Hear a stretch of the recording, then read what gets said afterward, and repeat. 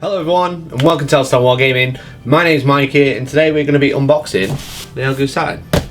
It is a brand new 3D printer by Elegoo. If you clicked on this video you probably know what one of these is, but if you don't, this is a resin 3D printer designed for printing resin rather than traditional plastic. And yeah, I've got this to print stuff to aid my hobby in Warhammer 40,000. Games Workshop games are making terrain pieces, basing pieces and game accessories and other exciting stuff. So without further ado, let's unbox it. So if anyone doesn't know, this is part of the pre-order, so this is before it's live on Amazon. So again, I have never used a resin 3D printer before, but I feel like I know a lot about it. There's a lot of safety precautions to be aware of, but today we're just going to have a look at it. So it's not out on Amazon yet, but if it is out, there'll be a link in the description if you do want one. Here we go. Money shot. Oh, there we go, look at that, beautiful red. We've got some FVP film, we've got a very small instruction manual, we've got a little toolbox I think, a little toolkit, got some gloves, we've got a little pot, scraper, another scraper, got some face masks, probably the best thing in this box this time of year, filters, ooh, some clippers and a memory stick, small island key, and obviously the power supply. And a few other bits and bobs. Nice. And then we've got the main event. It's quite heavy.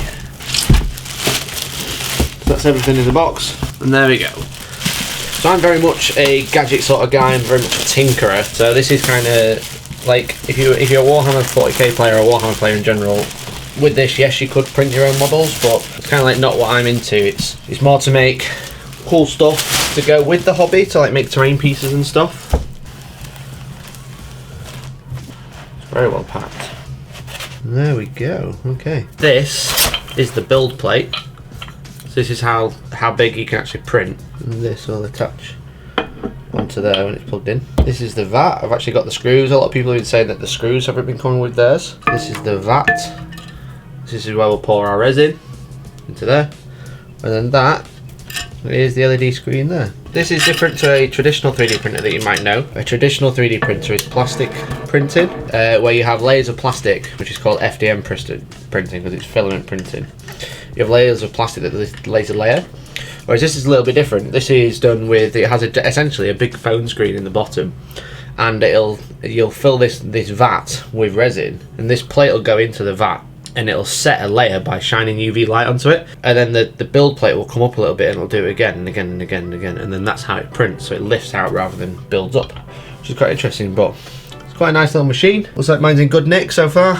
We'll take that bad boy off, we'll take this off, and we'll get it plugged in and we'll see how we get on. And then we can test the screen by going to tools, exposure, and then we'll press next. As you can see, get a nice rectangle. We can do another test by going to tank clean, pressing next, and then we'll get a full rectangle light up. You can do this when you first buy it to just make sure that all the LEDs are working, because some people have been saying that they've been falling out, so you like get some lights off, but there you go, they're all on. Then what we need to do is level the build plate. So just do that by fitting the build plate like so, tighten this up here, and then loosen these two screws. So once that's quite loose, like so it can spin, it can move up and down, it's relatively loose. What we want to do then is go to tools, go to manual, and then we want to take our leveling paper, which is provided, place that underneath there, and then we want to press go to home.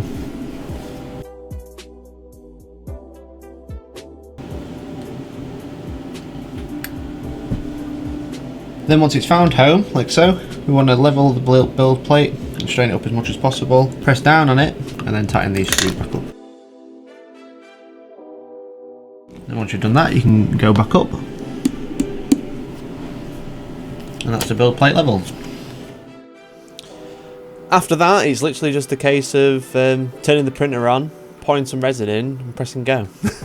Obviously setting up your models first, but I actually recorded that part of the video, the actual unboxing, like a month ago now. I've actually had the printer running pretty much non-stop for like the past month.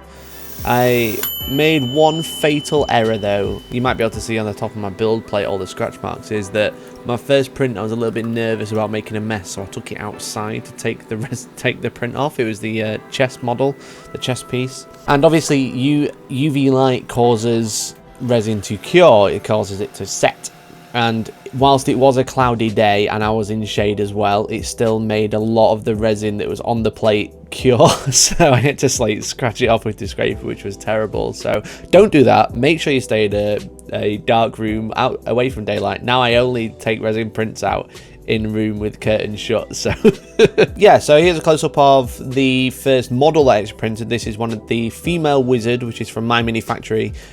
This was supplied on the memory card that came with the Saturn. It came with the full D&D part. We'll get close-ups as there. I've also got this little cat phone holder that I did for my girlfriend, and it wasn't a great print. I printed it flat, so I've got all these marks where the supports were. I cleaned it up a little bit back with some sanding. I could do a lot better job, but I've kind of learned a lot since I first did this print to how I'm printing now, in terms of where to put supports, how to apply the supports, and how to angle your model to avoid this. So I basically printed this perpendicular to the build plate, but now I've started printing at an angle. It takes longer, but obviously you get a better print. I've then gone on and printed the whole, like one of the prints after that, I printed the entirety of the D&D party. Printed like a Mandalorian figure, which is quite popular. Obviously Mandalorian Season 2 coming out soon as well. Since then I've printed like loads and loads of stuff. One of the most recent ones I was actually working on this week, if you saw on our live stream, I printed some broken columns, like this sort of thing, and then I've made them. This is a Necron Doomstalker from Warhammer 40,000, so I've taken the column, and I actually liked it so much I printed two, but I've broken one, and then put his foot on there, and put his foot on there, and then done some conversions. I'm actually printing a piston as well, because I moved his leg, so I needed an extra piston, so I've 3D printed one of those as well. But overall, I am really, really chuffed with this printer. I'm having a great time with it. As I said, it's been printing pretty much every day for the past month, and that's kind of saying something. I think I've gone through like 3 liters of resin already, so an absolutely fantastic little printer. Elegoo have absolutely smashed it out of the park. Like a lot of people, because there's like a Facebook group for people who ordered the Saturn, a lot of people have been complaining about delays and stuff, but Elegoo have been mostly pretty good at like keeping people up to date. Like I knew I could always find an update through the Facebook group or through Facebook posts or something, or on Reddit, but my only complaint would be is that if I've bought something, I'd like the updates through an email. If Elegoo, if you're watching this, that'd be my feedback to you, is like you did everything fantastic, except for the fact that when I want an update, I have to go and check Facebook. Just get everyone an email list and just bang the updates out. So just tell everyone that way. That would be my only complaint. But otherwise, a fantastic piece of kit that I really, really like, and I can't wait to print more stuff. So if you like this video, if you want to see more 3D printing content, I actually have like a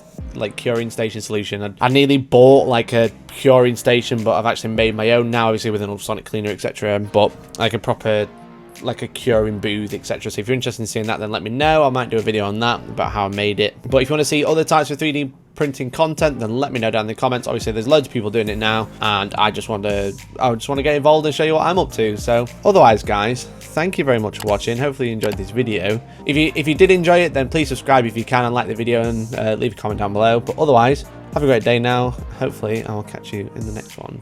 Bye bye for now.